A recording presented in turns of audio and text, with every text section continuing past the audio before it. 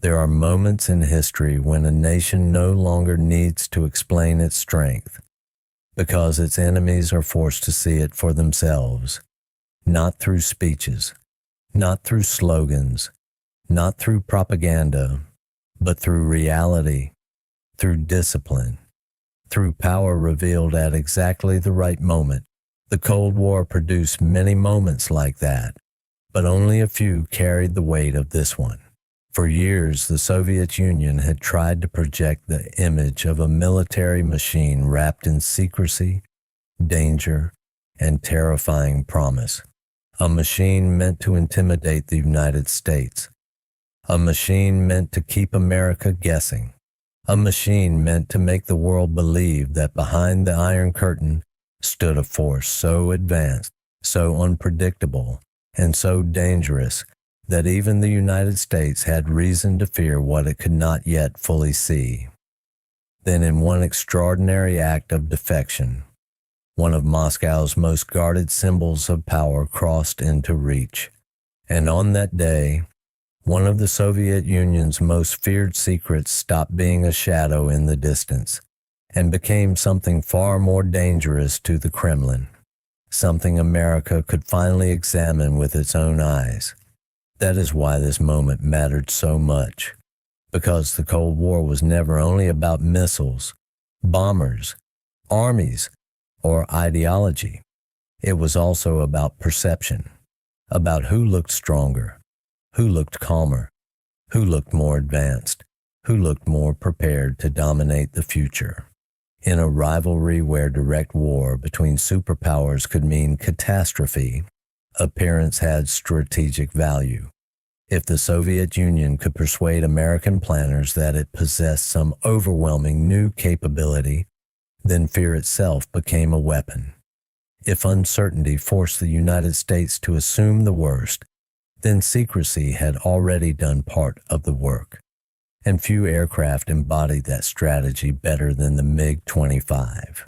To the outside world, it looked like a machine of almost mythical menace, a high-speed interceptor so fast, so imposing, and so poorly understood that it became a source of real concern in the West.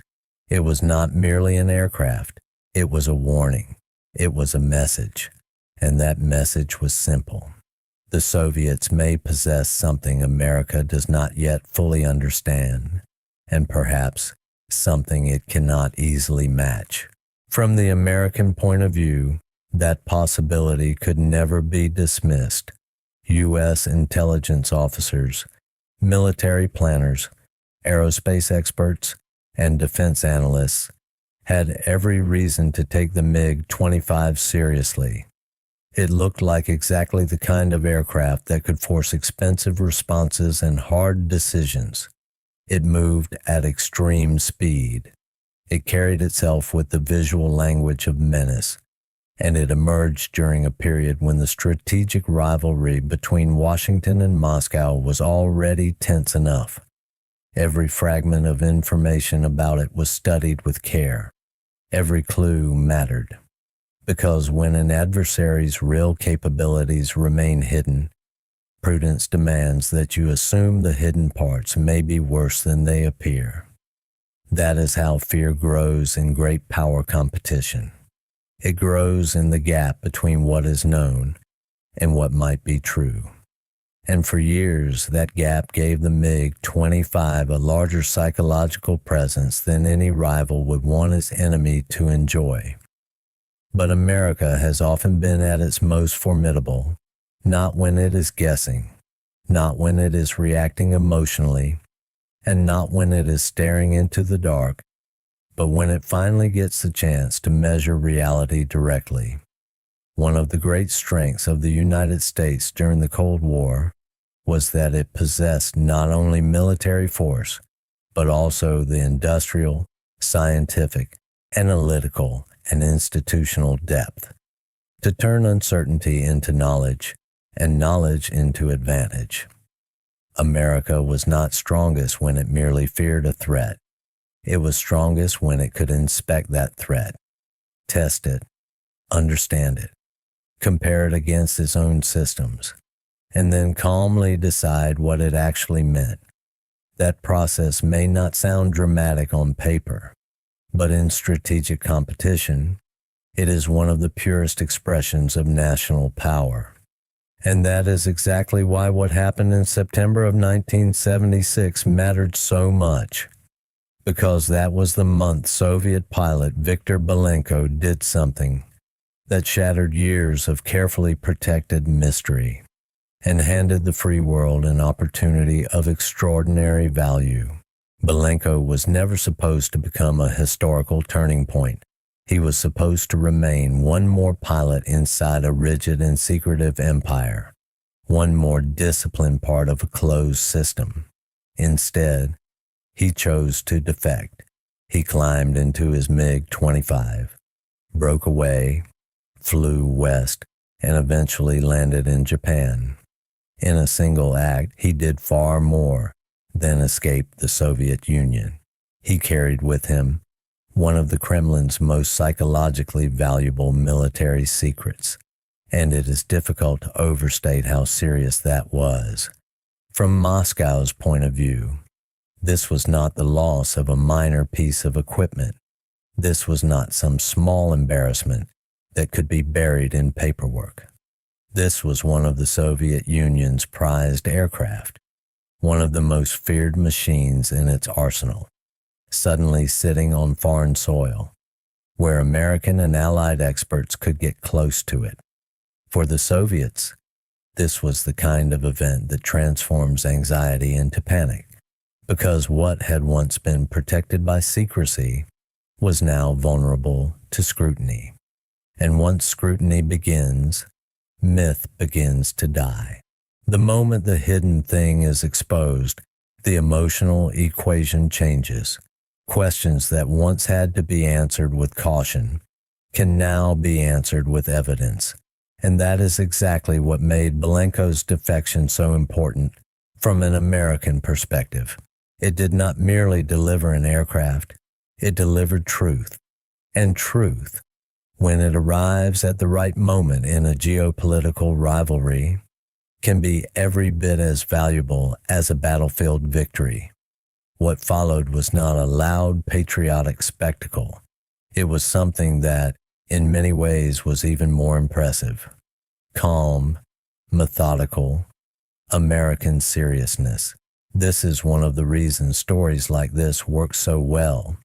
For an audience that appreciates strength without childish noise. When the opportunity arrived, the United States and its allies did not need to boast. They did not need theatrical celebration. They needed to inspect, document, analyze, compare, and understand.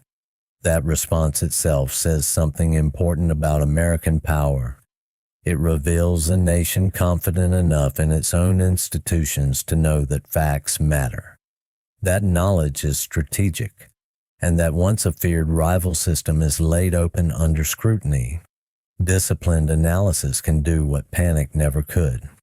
American expertise moved into the moment, with the kind of cool focus that makes rivals uneasy, because there is something deeply intimidating about a nation that does not need to shout. When history places an advantage in its hands, it simply gets to work. And once that work began, the image of the MiG-25 started to change. What the Americans found was not a useless aircraft, and that is important to understand. The MiG-25 was not a joke. It was not some laughable Soviet fraud. In important ways, it was indeed formidable. It was genuinely fast. It had been built for a serious purpose. It was not the product of fools, and the Soviets had not created an illusion out of nothing. The aircraft deserved respect, but respect is not the same thing as awe, and awe is what secrecy had helped create. The closer American analysts came to the real machine, the more clearly they could see the gap between the terrifying legend and the actual engineering reality. That distinction mattered enormously, because once America understood where the aircraft was impressive, where it was compromised, and where its feared image had been overstated. The MiG-25 stopped functioning as a mystery weapon and started functioning as a solvable problem. This is where the story becomes especially satisfying for an American audience, because it reveals a kind of superiority that goes deeper than simple firepower. There are moments when national greatness appears in visible dominance, battlefield courage, or overwhelming technological display. But there are other moments when greatness appears in quieter form, in the ability to take a frightening unknown and strip it of illusion through competence. The United States excelled at that.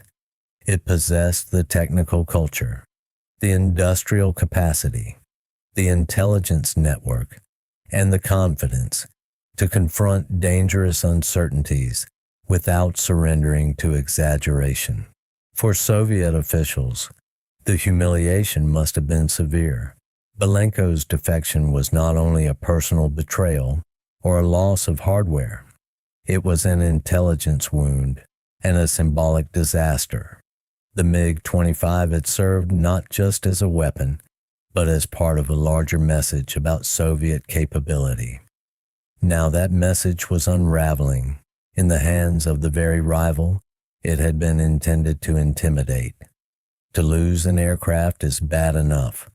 To lose control of what that aircraft means is worse, because once American experts could study it directly, the Soviet Union no longer controlled the narrative surrounding one of its most feared symbols. The balance of interpretation shifted. The aura weakened. The fear no longer belonged to Soviet secrecy. It now belonged to American understanding, and in strategic competition, losing the power to define the meaning of your own weapons is a serious setback. In the end, the Soviet Union had tried to project fear through a machine the West could not fully inspect, and for a time, that strategy worked. But all of that changed the moment Viktor Belenko landed in Japan. From that point on, the aircraft was no longer just a Soviet message. It was evidence, and evidence is far more dangerous to a closed system than rumor ever could be. They had built the MiG-25 to inspire fear. They had wrapped it in secrecy to magnify its aura. But on the day that aircraft landed, where America could finally study it, the shadow began to disappear. What remained was real, serious, and worthy of respect, but no longer untouchable, no longer mythical, and no longer free to grow unchecked in the imagination. And in the Cold War, for a nation like America, understanding was never a small thing. It was power. It was control. It was advantage. And once America had it, the Soviets could never fully take it back.